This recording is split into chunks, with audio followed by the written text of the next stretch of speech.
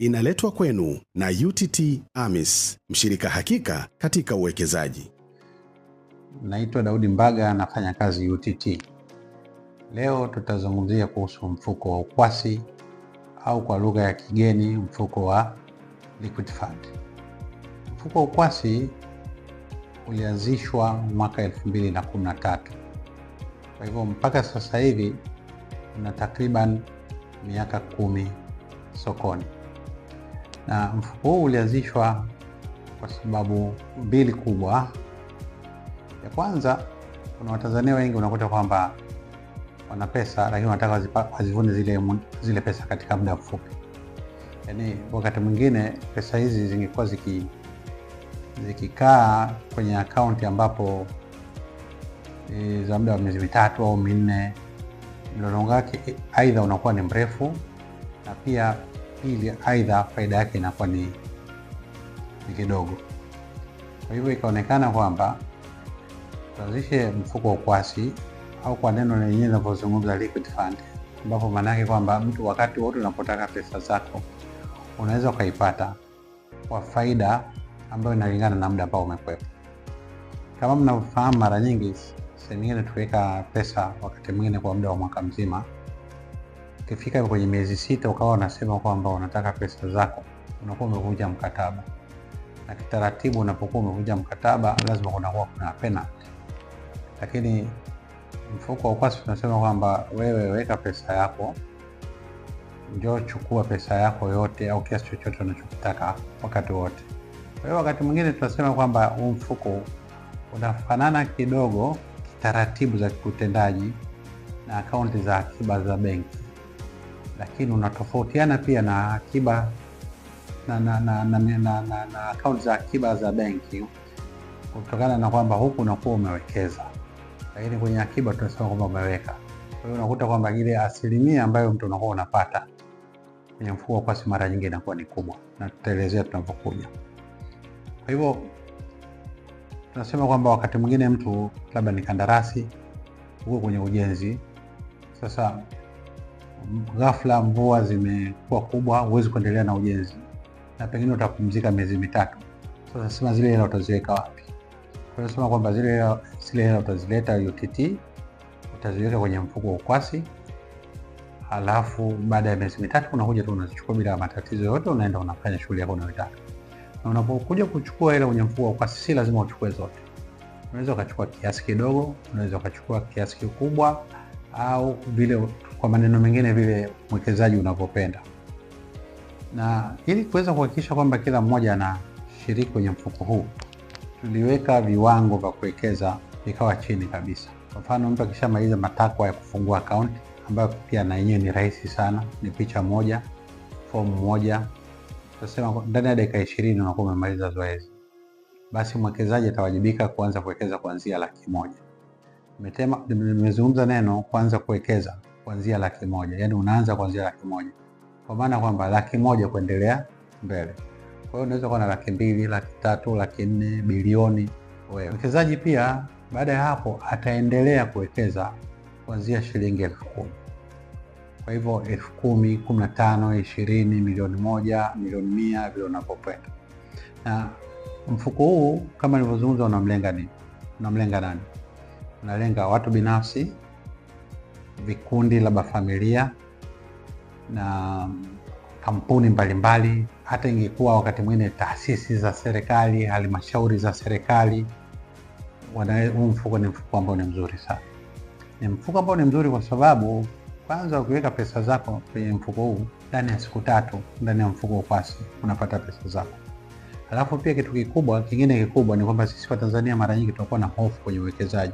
Mara nyingi nikiweka pesa zangu sehemu fulani, je, usalama upo? Licha ya kwamba mifuko yote ya UTT imekuwa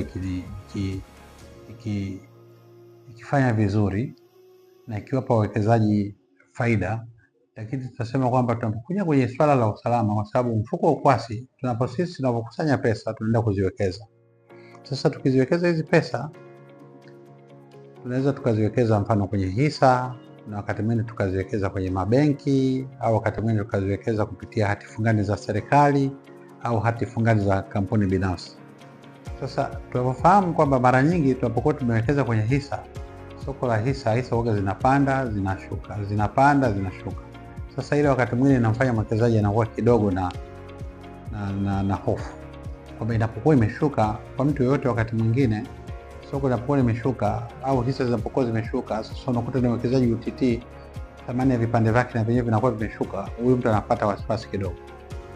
Sasa na mara nyingi of course wasiwasi unatokana na kwamba elimu wakati mwingine inakuwa ni ndogo, kwa sababu nature ya hisa ziko hivyo kwamba zinapanda na zinashuka. Lakini sasa kuondoa ile dhana au kuondoa ili tatizo kwamba wakati mwingine kupanda na kushuka kunaleta hofu, sasa ukwasi hauwekezi kwenye hisa.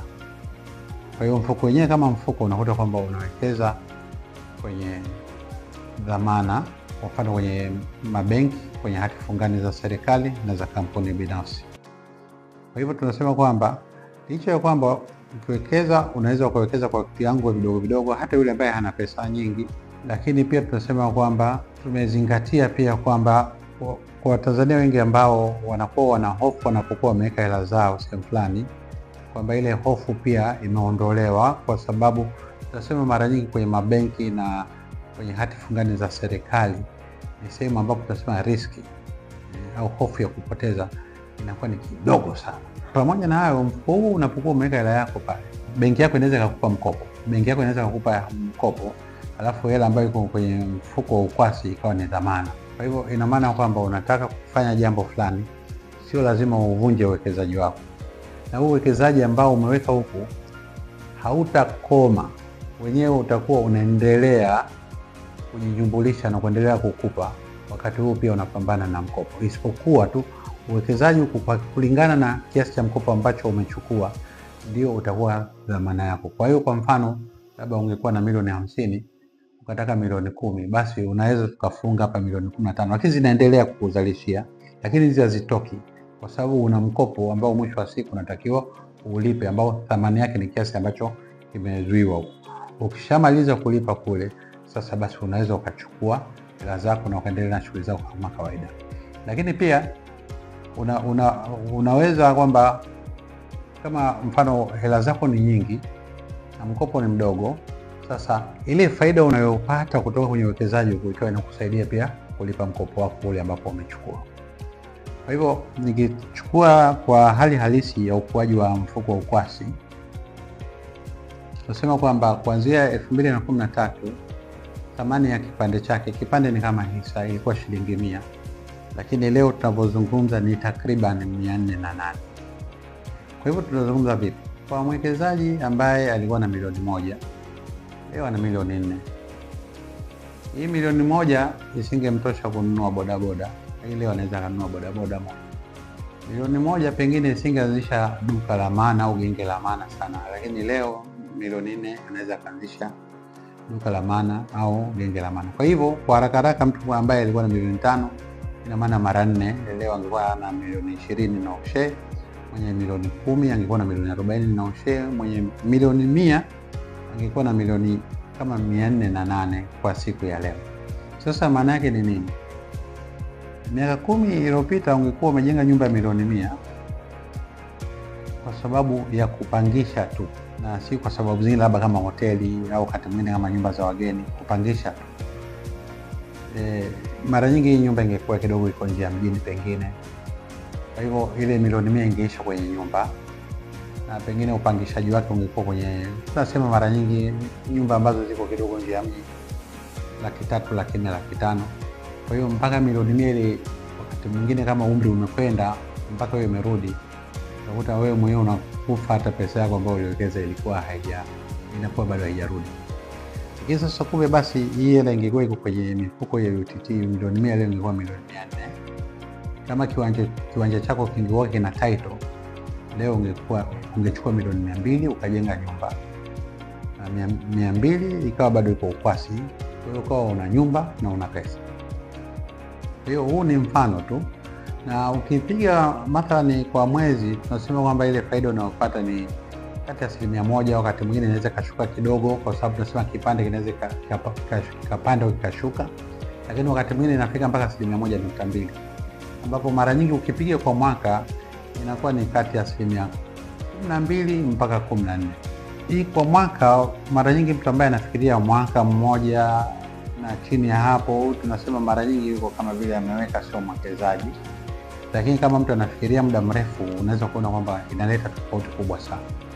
Kwa mfano, kwa sababu tukichukulia kwa haraka mtu ambaye anaweka 500,000 kwa miaka 10 anakuwa ameweka kama milioni 60 na 500,000, na hii ndani ya ukwasi.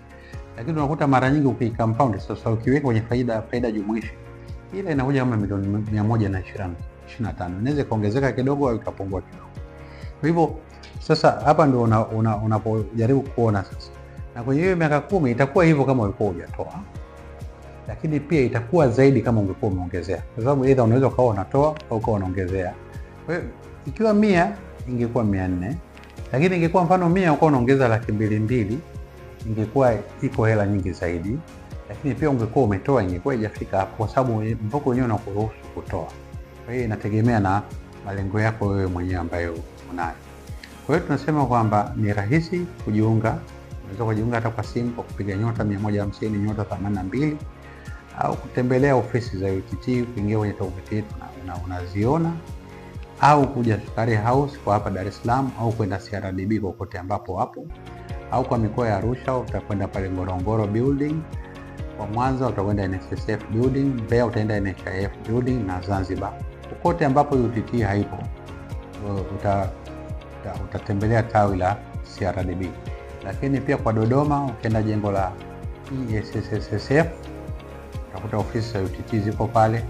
Kwa hiyo ni rahisi kujiunga, mlolongo wake ni mfupi, na pia yatokanayo na kujiunga sasa kwenye hii mifuko ni mazuri, kwa sababu tunaweza tukasema kwamba tokea mfuko umeanza haujawahi kumwangusha mwekezaji.